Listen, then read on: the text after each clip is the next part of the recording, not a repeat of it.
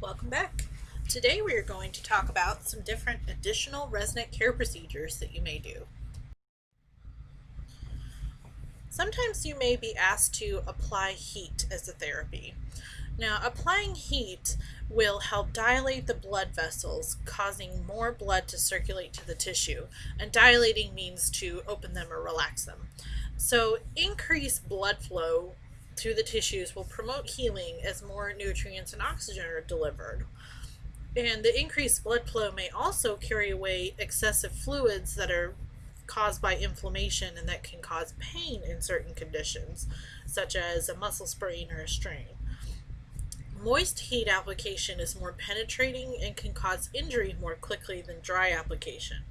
It works a lot faster and it gets a lot deeper, but it can also injure a lot faster. And the reason why is, think about our elderly people that have got, less of those sensors in their skin, and they feel the heat a lot less and less temperature regulation.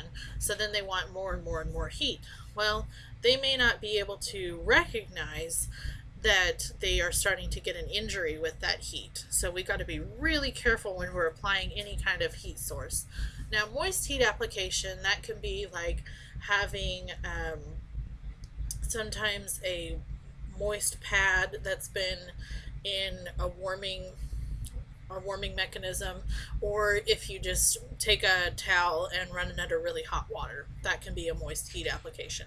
A dry heat application, this is going to be more like your heating pads, and a lot of places will not allow heating pads because of the chance for injury, and a lot of places won't allow you to get a hot towel and stick it in the microwave because of the increased risk of injury as well. So just know what your facility allows and what the residence care plan says. So some different examples of heat application. You can do a warm soak, where you take a basin and put warm water in it and maybe put their feet in it or put their hands in it or whatever it is that's causing problems. So you can soak it in warm water and that will help as well.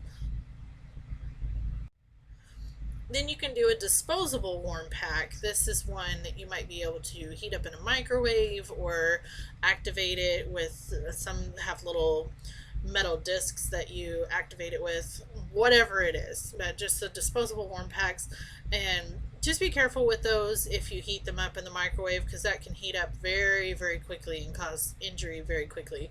With these warm packs, the disposable warm packs, sometimes if they're too hot, you may want to put a tea towel or some kind of barrier between the resident's skin and the warm pack. Don't put it directly on the skin because it can cause injury with a burn. Then there's a machine called a K-pad. These things are pretty cool because they run water through them, but the water is contained inside the actual pad. So these you can set at a certain temperature and tell the K-pad, okay, I want you to be at 100 degrees with this, and it will stay only at 100 degrees. It won't get any hotter, it won't get any cooler. So those are pretty cool to have. Some places will allow those rather than a heating pad because you can control the temperature a lot easier and there's less risk for injury. So you have to have a medical order to use heat application. So the doctor's going to have to decide, okay, I want you to use a heat application. They're going to tell you what kind of heat application they want you to use, whether it's, a warm pack, they want warm soaks, they want a K-pad, whatever it is. The device will be provided by the facility. So the facility may have to get it from a medical supply store, but the device will be provided by the facility.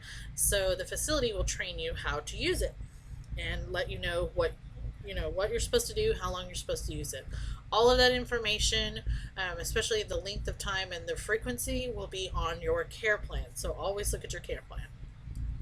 So understand the method of heat application to be used, whether you're supposed to use a K-pad, a warm compress, let's just like that hot towel, or warm soaks, or whatever it is.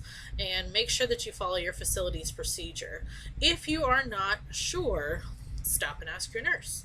because they will be able to tell you exactly what you're supposed to do with that application.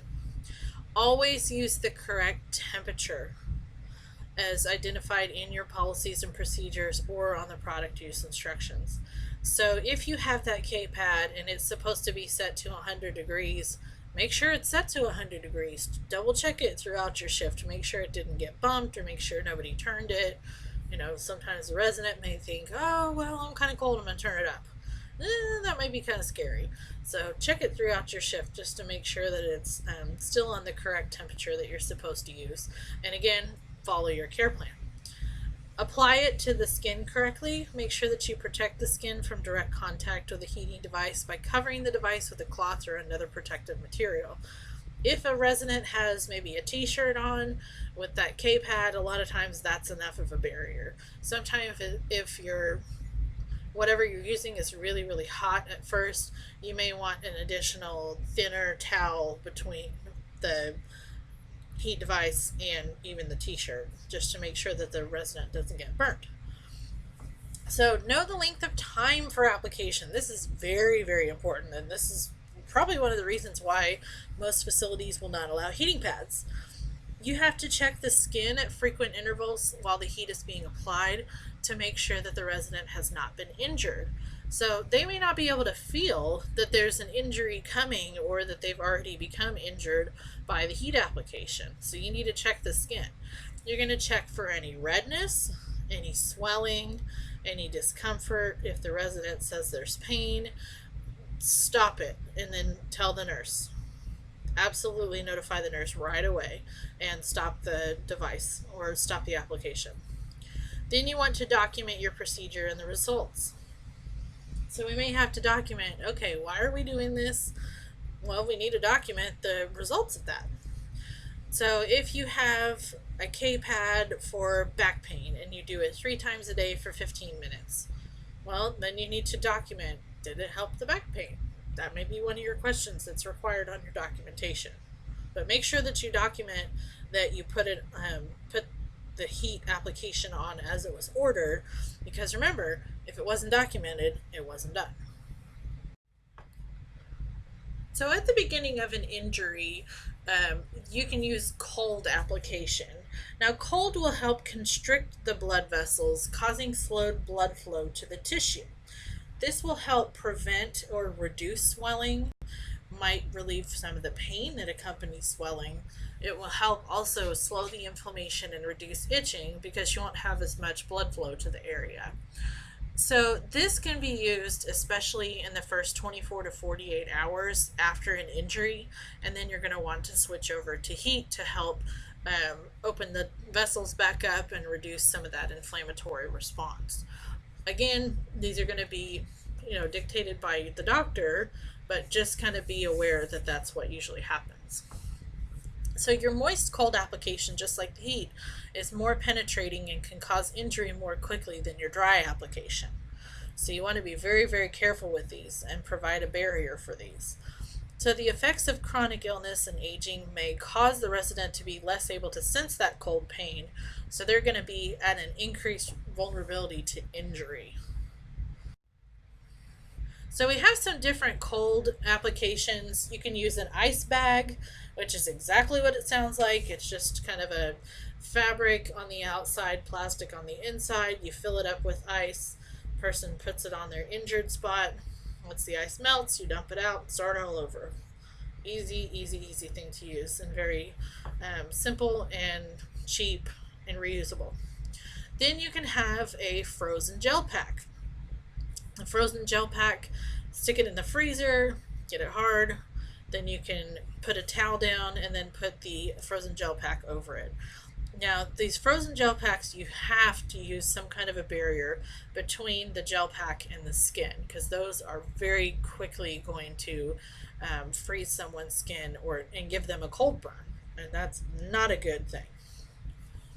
And sometimes those frozen gel packs can get very, very hard, and they're not very flexible. So if you have an injury on a curved part of the body, like the outside of the elbow, frozen gel pack may not be the best thing to use. You may be looking more at either an ice bag, but that would cause the resident to have to hold it, or The last thing is the disposable cold pack. These you'll see a lot in hospitals. These are really cool because it's similar to that ice bag that you have, fabric on the outside, plastic on the inside, fill it up with ice. This one you can tie on an area and it's pretty flexible. So this may be better for those curved areas, and then you don't have to hold on to it either. With the cold application, you may need a medical order if it's a non-emergency situation where you need to use that cold application. So if you have somebody that maybe fell and their knee is swollen, they don't really want or need to go to the hospital, but just trying to get that inflammation down, then yes, the nurse can decide to put a cold pack on it at that point. But if it's a non-emergency situation or it's not something that's immediately happened, then you need to get a medical order for that. So understand your method of cold application that's going to be used. Always follow your facility policy and procedure, product use instructions, and your care plan.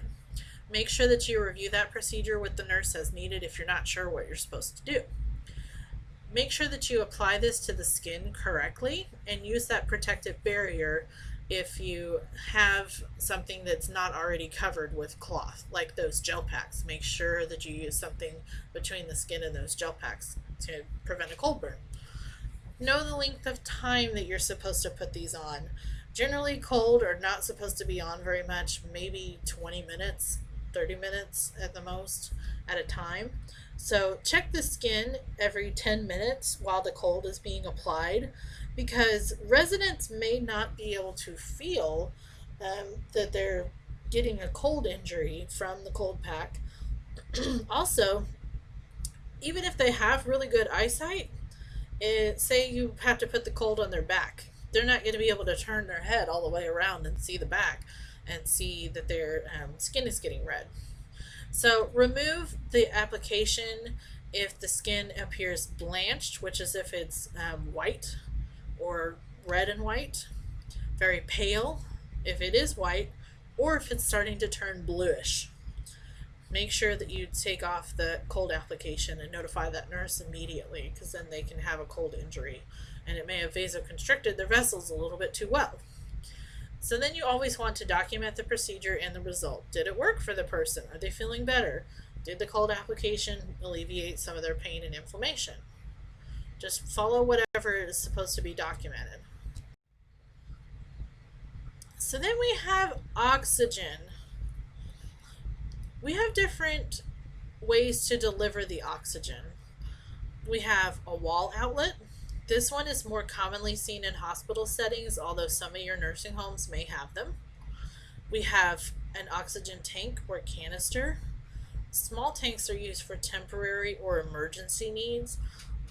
So say you have somebody that's on oxygen full time. They may use one of those smaller tanks on a little cart, or some people may carry around a little backpack with a tank in it if they're out and about. So they can still go do things, maybe go out to the dining room, go out to activities, leave the facility for an outing, whatever.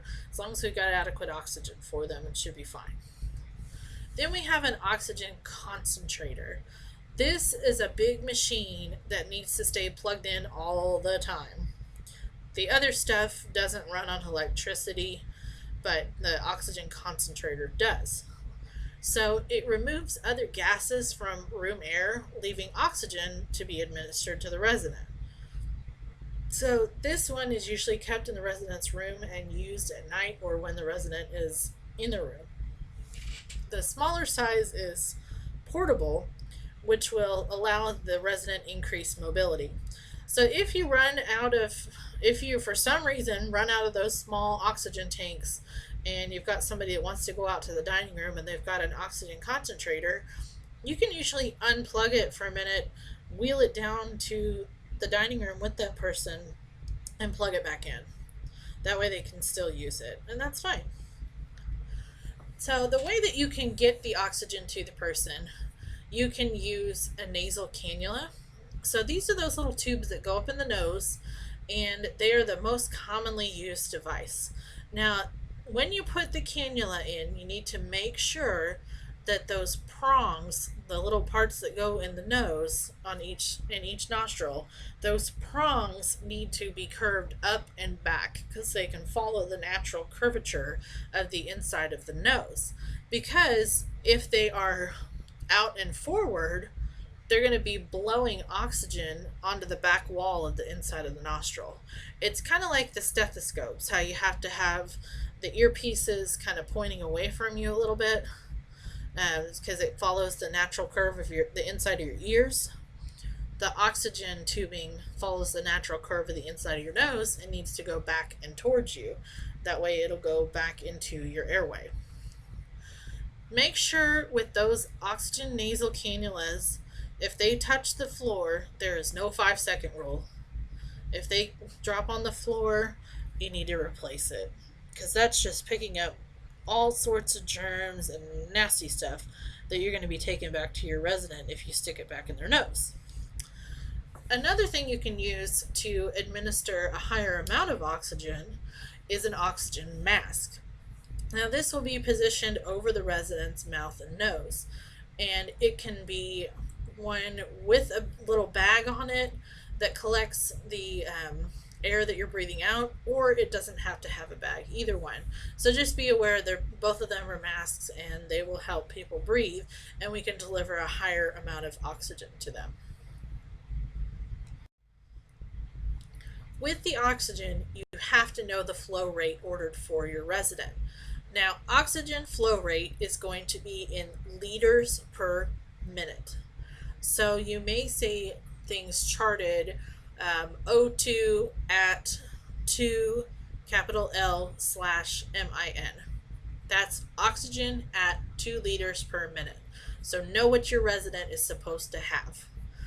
Notify your nurse immediately if the flow rate is not at the ordered rate. Now, you as a CNA cannot adjust oxygen. You can go get the nurse. They may tell you, oh, you can turn it back down to the ordered flow rate.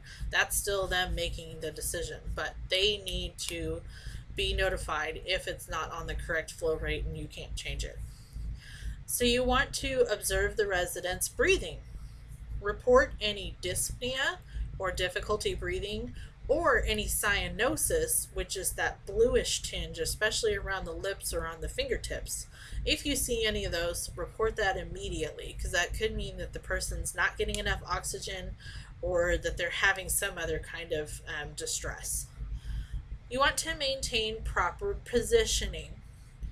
Check for pressure or other skin damage where the device rubs or presses on the skin. So those oxygen cannulas, the way those work, the little prongs go up in your nose, and then the tubing goes on either side of your face. Then it goes over the top of your ears and down along the back side of your ears, kind of along your jaw, and then to the middle of your chest where it joins together and makes one tube. The top of the ears are very susceptible to pressure with the oxygen tubing. Because think about if you've got somebody moving around a whole bunch and maybe their tubing gets pinched and they move even more, their head is moving but the tubing is not, so it's going to rub on the top of their ears and provide a lot of pressure. One thing that you can do with those is you can get these little oxygen tubing cushion things.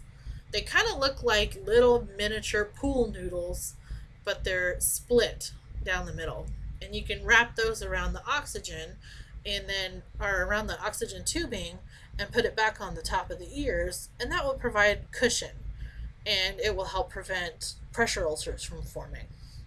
Because think about if you ever touch the top of your ears, there's skin and cartilage there. That's it. There's no other cushion, there's no fat, there's no muscle, nothing. So you've only got that layer of skin to keep it from breaking down into the cartilage area. Another thing you can do if you don't have that those nice little cushion things available, don't ever use Vaseline, because Vaseline is a petroleum product, and petroleum products will sometimes catch on fire with oxygen, or if there's a spark they can catch on fire with oxygen use. So don't use any petroleum products. But you can use tape. there's certain types of tape, maybe the paper tape, or there's one called a hypofix tape or a Metapore tape, and it's this kind of fabricy tape, and you can wrap the tape around the oxygen tubing where it goes over the ears, and that will also provide a cushion. So wrap a few layers around that. If you find that your resident is starting to get some pressure on the top of their ears from the oxygen tubing, let your nurse know. Absolutely. The nurse needs to know anyway to take care of the pressure area, but they may have a lot of good ideas of how to fix that. But that's just a couple that I can think of right now. So you want to maintain the tubing that's free from kinks. If you ever have a resident that's on oxygen and you go check on them and they're like, I can't breathe, I cannot breathe, one of the first things you're going to do is check that tubing for kinks. Especially if you hear a very, very high pitched squealing noise, a lot of times that means that tubing is kinked and the oxygen's not able to get through. So check that tubing for kinks.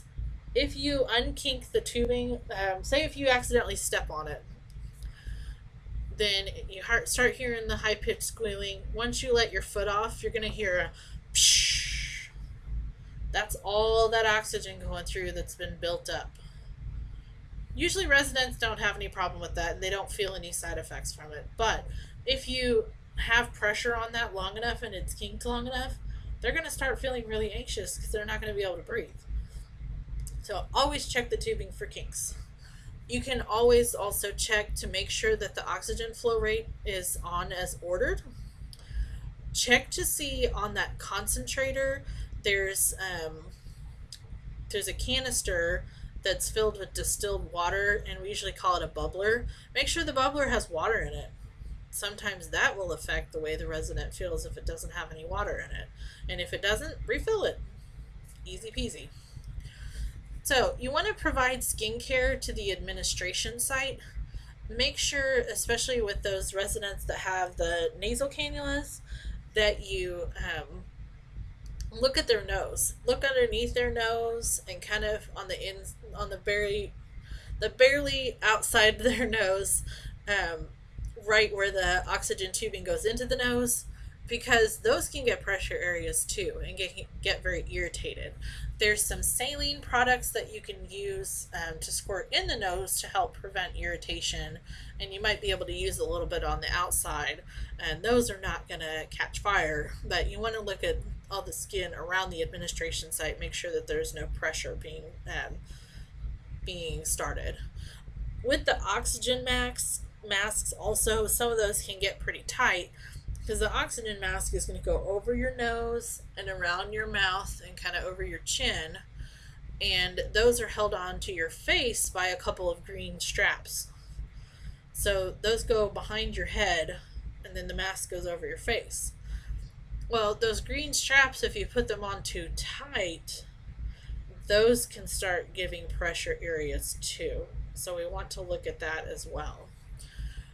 Mouth care. Mouth care is extremely important. People that have masks especially really need mouth care because all of that oxygen is going in their mouth and it's going to dry it out. If you have somebody that's unconscious or unresponsive that has the oxygen mask on, you want to make sure to give meticulous mouth care. Every 2 hours when you go in to roll that person or turn them and check for incontinence, you also want to be providing oral care. Use those mouth swabs, use the mouth moisturizer, the chapstick, brush their teeth with the little toothettes. Whatever you do for them, just make sure that you give really good mouth care, because sometimes they may have some secretions, and with those secretions added with the dry oxygen going in, the secretions are going to dry out and get thicker, and that's going to make it even harder for you to get it out. And it's really gross, and it might gross out the family too, and then the family might think that you haven't been coming in to take care of the people even if you have. So always mouth care for people with oxygen masks, especially those that are unresponsive or unconscious. So you want to remove the oxygen administration device or continue the oxygen flow only as directed by the nurse. So if they tell you, or if the resident says, "Oh, I don't want to use my oxygen anymore, I want to take it off," you can't take it off until you tell your nurse. And if they say, "Okay, well, they can take it off," that's fine. But always notify the nurse if you have any issues like that. If that humidifier you used or the bubbler with the higher flow rates, check for the humidifier fluid level. So always make sure that there's water in that bubbler. Notify your nurse promptly if the oxygen delivery system or administration device makes any unusual noises. Now, when you turn those concentrators on, it will make this me, but that should stop pretty quickly. If it continues like that, then you need to notify your nurse. You may need to use a different oxygen concentrator if there's a malfunction with it, and your facility should have an extra oxygen concentrator available for either emergencies or for equipment failure like that. So know where the facility's emergency oxygen supplies are kept. So you should have a spare concentrator. You're going to have all of the tubing and the mask for the oxygen. You're going to have extension tubing. And some people like to, leave their concentrators on and then they can walk to the bathroom in their room. Well, that requires a lot longer tubing because most of your nasal cannula tubing is only going to be 7 feet long. And that doesn't get you very far. So you can actually extend it and add a 25 foot piece of tubing with a connector. So know where all that stuff is kept. Know where your full and your empty oxygen is supposed to be at. So remember, your full tanks and your empty tanks need to be separated. They can be in the same room, but they need to be separated in holders so that they don't fall over on the floor. Also, your oxygen tubing should be changed around once a week.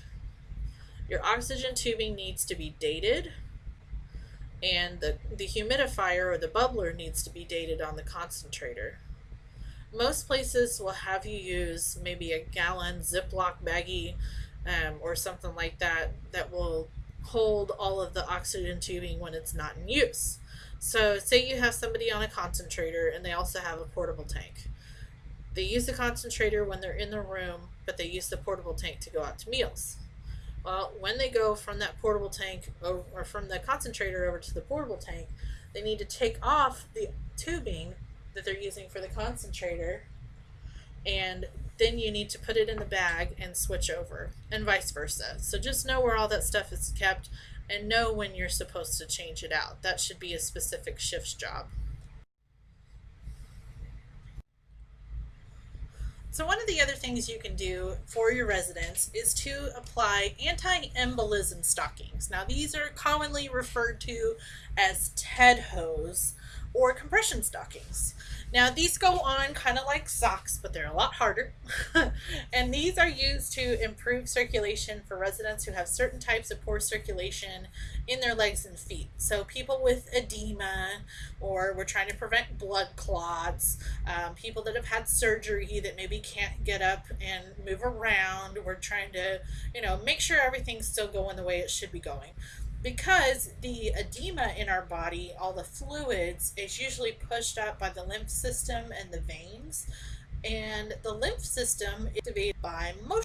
So you have to get up and move in order to keep all that lymph fluid going. And this is different than the blood circulation. But all that fluid needs to go back up, and usually it goes back up by moving. If you're not able to do that, then that's where these anti-embolism stockings come in. So we're trying to prevent the formation of blood clots also, and emboli. And emboli are those blood clots that form in the legs and break off and go somewhere else. Those are not good, because that's what can cause clots to get stuck in the lungs and cause problems. If they get sent to the heart, then you can have a heart attack from that, or a myocardial infarction, an MI. Or if a clot goes into the brain, it can cause a CVA or stroke. So putting those TED hose on, I have a video after this kind of showing you what they are and how to put them on. But you need to make sure to follow the resident's care plan for the schedule of when to wear and how to apply them. Usually they go on in the morning or whenever your resident gets up, and off at night. You need to make sure that you take them off at night. If you do not take them off at night, then that can really cause problems for your resident, and it can really hurt them and really kind of cut into their legs if you don't take them off when you're supposed to and let their legs breathe. So you want to make sure to apply these while the resident is lying down. So that means they've had a chance to get all of their fluids pushed back up for the night. Their feet are not swollen. So you put them on and it'll help prevent that swelling. So put them on while they're lying down before you get them up. So apply them so the stockings have even pressure and don't have any wrinkles. Make sure that your heels and toes are free from excessive pressure and that those don't have wrinkles. Now you may have to kind of mess with the hose and kind of work them all the way up the leg in order to get all the wrinkles out. Just be very, very, very careful, because if you do not do this properly, then you can pinch the resident's skin underneath and possibly cause a skin tear, especially those people that you have that have very, very thin skin. So you want to check at intervals according to your facility policy. Check it for good circulation. Your toes should be warm and pink. So say it's in the morning, it's 7 o'clock in the morning, you're getting Mr. Jones up, you've put his TED hose on, everything looks good. He goes out to breakfast. Then maybe he decides about 9, he's like, well, I'm ready to lay down for a nap. Can you help put me back to bed? So you put him back to bed. Great time to check his toes for circulation. You already put him in bed, you have to take his shoes off. So then you can maybe take one of the socks off, or both socks off, check for the circulation, make sure the toes are warm and pink. So you want to also make sure that that stocking remains smooth and completely free of wrinkles and bands. Because if you have those bands that are tight, or if you have where they've maybe rolled and they're kind of doubling over, that can really, really impair circulation. That can be very, very uncomfortable and dangerous for your resident. So you want to make sure that those are all smoothed out. Now there are lots and lots of different sizes of TED hose, so your nurse should have to measure the legs and see what size the TED hose are supposed to be, and either order them from the pharmacy or you may have them at your facility. So make sure that you use the correct size TED hose on your resident.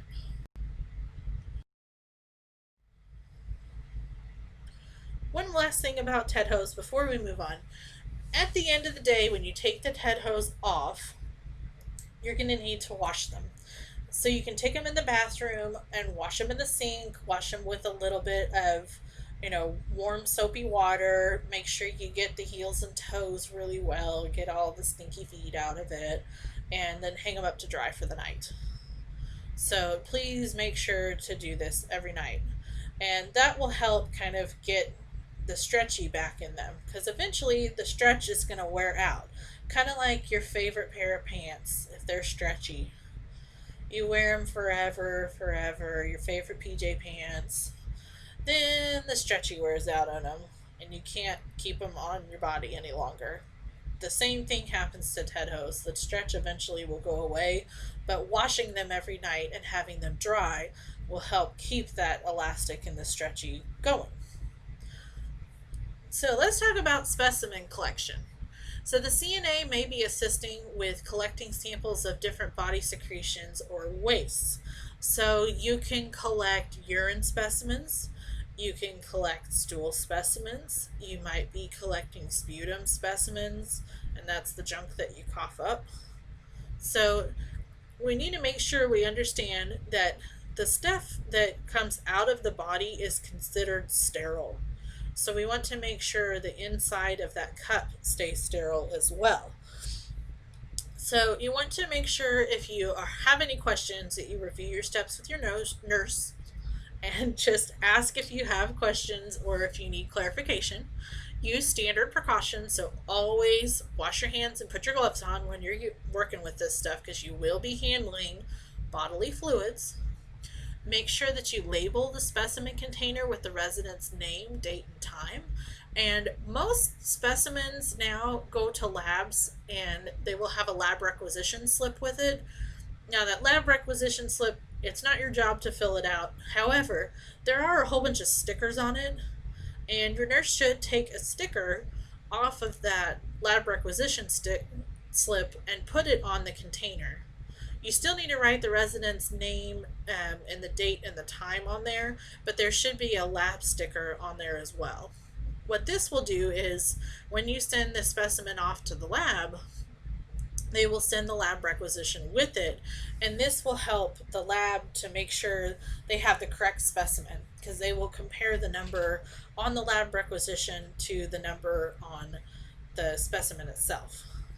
Now, when you put that sticker on or when you mark your specimen, do not write it on the lid. If you write it on the lid, make sure you write it on the cup itself, because when the lab starts doing all of their stuff, they may take a whole bunch of lids off, and then they don't know whose is whose. I mean, yes, that's their mistake if they do that, but we can help them out. And some labs may not even accept a specimen that doesn't have the information written on the cup itself or have the sticker on the cup itself. So pay attention to that. So store the specimen according to your facility policy if it's not going to be picked up immediately. Most of the time, this means you will store it in a biohazard fridge. Now, it's not a special fridge. It's just a regular little mini fridge, but it should be located in your soiled utility room, and it will be a specimen only fridge. No food, no medicines, just specimens. So if you've got that specimen, say it's 9 o'clock at night, you finally got that UA on Mildred. You've been trying all day long to get that UA on her. You got it in the container, it's all labeled, you got your sticker, you got your lab rec, you put it in the specimen bag, which your facility will show you how to close those specimen bags properly and what to do with the requisition, because there is a process. Then, the lab's not going to come pick anything up until 6 o'clock tomorrow morning. What do you do with it? Can't just sit out, because that urine, especially in there, if you're looking for a UTI, you're looking for the bacteria. If it sits out at room temperature, that bacteria can go rampant and just grow and grow and grow. Then you're not going to have an accurate count of how much bacteria is actually in the urine. You're going to have a very, very inflated count. So you want to take it down and put it in the specimen fridge.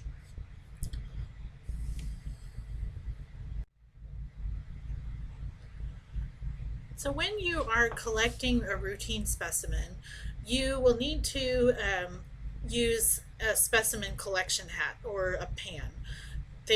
Some people call them nun's cap, because if you turn them upside down, it looks like a nun's hat. So you want to put these either in the toilet or the commode chair, and then ask the male resident to use the urinal. Now, these you have to make sure that they are not used before you collect that specimen. If the person urinates into the hat or into the urinal and you don't collect the specimen at that time, you have to get a new one, because it has to be perfectly clean, just to make sure that there's no germs on everything. So for the female resident, you're going to want to provide for perineal care before you collect the specimen, just to make sure that you get a clean specimen and that you don't get any inaccurate results from bacteria maybe on the outside of their body. So do the perineal care. They're going to void into the hat, and then make sure that when they wipe, that they don't put the toilet paper in the hat, that they put the toilet paper either behind the hat or in the trash can. And then you can pour the specimen out of the hat into the cup and put the lid back on, make sure everything's labeled, and stick it in the fridge. So the hats, these are going to be kind of a half moon shaped, and you want to put them with the curved part towards the front of the toilet. So you want to put it at the front of the toilet and it'll go about halfway back. So that way it'll collect the urine in the front, but the stool should go behind it. So you want to keep the urine and the feces separate. If you get stool into the urine specimen, you have to start over. So just kind of help your residents be aware of that. And don't scold them if it happens, because it does happen, and that's okay. We'll just start over. So when you have to have a stool specimen, what you do is put that hat backwards in the toilet. So flip it around the other way. You want to keep the urine out of the collected feces or stool because that will throw off that specimen. And then you want to transfer 1 to 2 tablespoons of stool to the container with a tongue blade or a spoon without contaminating the outside of the container. So just take some kind of scooping device, scoop the poo out of the collection hat, and then put it into the specimen container. So one thing that you may see in the nursing home, but not very often at all, is a restraint. Now, most nursing homes are not going to allow any kind of physical restraints because you have to be very, very careful with your documentation and stay within the regulations to make sure that something that is supposed to be helpful is not considered a restraint. And we'll kind of talk about those. So a physical restraint is a device near or attached to the resident's body that cannot be easily removed by the resident, and it's something that restricts the resident's access to his or her own body. Their intended use are usually for safety, to prevent pulling at lines or to prevent somebody from falling out of bed or to prevent them from hitting someone else or themselves. So some different examples of restraints that are listed on the MDS: bed rails, either full, half, or only on one side of the bed. If you have bed rails that are not specifically written out to be enhancing mobility, so if you have bed rails that aren't documented that the person can turn themselves easier in bed or get in and out of bed easier, then those bed rails can be considered a restraint, because anything that will inhibit them from getting out of bed as they normally would is considered a restraint. Yes, we used to use bed rails a lot to prevent people from falling. However, the federal regulations say, well, if the person wants to get out of bed, even if they fall, we let them fall. We don't restrain them from trying to get out of bed if that's something that they normally would be able to do. So then you can have a trunk restraint, such as a vest or a belt, and these really are not seen anymore. You can have limb restraints. Sometimes these are called soft wrist restraints or 4-point restraints, and those will actually tie to the bed to prevent the person from maybe pulling out lines or prevent them from hurting themselves. And then you can also have chairs that prevent the resident from rising. They used to have in wheelchairs these lap buddies, and it was this cushion that would hook behind the front of the arms of the chair and then across the person's lap, and it would prevent people from getting up out of the wheelchair. It was considered a safety device. Now federal regulations have stated that that is actually considered a restraint. So if you have unsafe behavior of a resident while they're in restraints, always anticipate their needs, such as toileting, physical activity, thirst, or pain. So in order to have somebody in a restraint, you have to have a doctor's order. You have to let them out of the restraint at least every hour or two to use the bathroom, get a drink, get physical exercise, and you have to take off the restraint when they're under direct supervision, such as at an activity or at a meal. So you want to make sure you position that resident for safety, so keep the bed in the lowest position, use cushioning landing pads at the bedside if you need to, and then use security devices such as a sensitive pad in a chair or in a bed that will go off whenever somebody moves out of the resting position. When you have someone with a restraint, you have to have it ordered by a physician for a specific medical purpose. So you can't have someone on a restraint just for the convenience of the staff. They have to be trying to hurt themselves, trying to hurt someone else, trying to pull lines, trying to, mess with their treatments, you have to have some kind of specific medical purpose for that. You also need to follow the care plan approaches, because you're going to follow the different approaches on the care plan to try to avoid using the restraint in the first place. So if you have all those care plan approaches that you followed, you've got all your documentation in place, it's not working still, then you can consider using a physical restraint. You have to have the restraint properly fitting. It has to be selected by an appropriate trained individual. So you can't have a CNA or a CMA pick one. You have to have a nurse or therapy or somebody pick that restraint and make sure it fits correctly. So the restraint has to be the least restrictive device to be effective and applied loosely enough for comfort and circulation, but tight enough to be effective. When you have these, you want to apply them smoothly to protect the skin from friction and pressure. Now, check with 2 fingers underneath the restraint just to make sure that it's loose enough that you've still got good circulation. Kind of like checking on the TED hose. You got to make sure that the toes are nice and pink on the TED hose. Well, if you have wrist restraints, you got to make sure the skin's nice and pink and that people can wiggle their fingers and they don't have any tingling or numbness or anything. That would indicate that it's way too tight. So if you have wrist restraints, you want to secure it with a bow or easily released knot out of the resident's reach. So you have to have this tied in a certain way where if you need to release it, then you can just pull on the end of it and it will release it, where you don't have to untie the knot and take extra time. So you want to monitor them frequently. Monitor according to the facility policy, but it's common that a resident and a restraint are visually checked every 15 to 30 minutes. Then you have to remove them every 2 hours, or more often as directed by the resident's needs in their care plan. You have to remove them so you can check their skin, assist to the toilet, address other needs like drinking, eating, anything like that. And then you reapply the restraint. You also remove the restraint if the person is under direct supervision, such as meal times or activities. You have to document. Documentation is extremely important.